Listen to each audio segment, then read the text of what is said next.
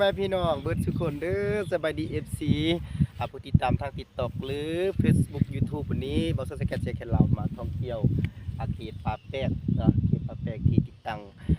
ไฟฟ้ากลางหันลมวันนี้เนาะโดยบรรยากาศสีเขียวสวยงามพี่น้องเฮามื้อนี้มาเป้าแคนให้พี่น้องรับฟังเป็นผลงานเพลง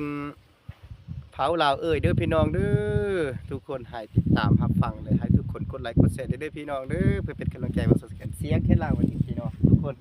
ภาพธรรมชาติพร้อมด้วยไฟฟ้ากลางหันลมวันนี้เนาะกำลังจะปิ้นออมอยู่เนาะสวยงามอีหลีบ้านเฮามาเป้าให้ฟังเลยพี่น้องทุกคนให้กดใจกดแชร์คอมเมนต์มาอยากฟังเพลงอย่างจังหวะใดเนาะเสิร์ฟสแกนจะตอบสนองให้โอเค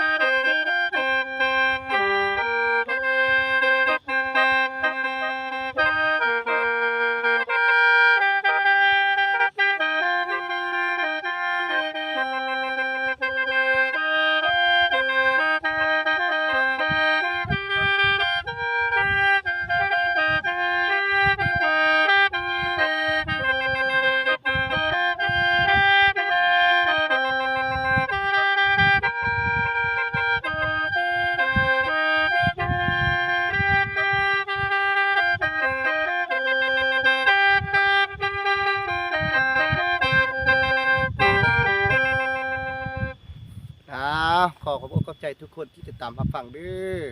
เสิร์ฟสแกนเสียงแคนลาวเฮ็ดเองขายเองพี่น้องเด้อผู้ใดสนใจอยากได้แคนพี่น้องเฮาเสิร์ฟสแกนมีแคนขายพร้อมส่งทุกสาขาทั่วประเทศลาวเฉพาะอนุสิทธิ์เด้อพี่น้องเด้อวันนี้แคนงามๆแบบนี้พี่น้องเฮาอยู่ที่สร้างหลายวันนี้ออกมาเขตนอกพี่น้องออกมาเที่ยวชมธรรมชาติผู้แปลกป่าแปลกก็ว่าได้พี่น้องเขตที่ติดตั้งไฟฟ้ากลางหันลมวันนี้สวยงามพี่น้องเฮาหับส้มธรรมศาสตร์บรรยากาศแบบนี้พี่น้อ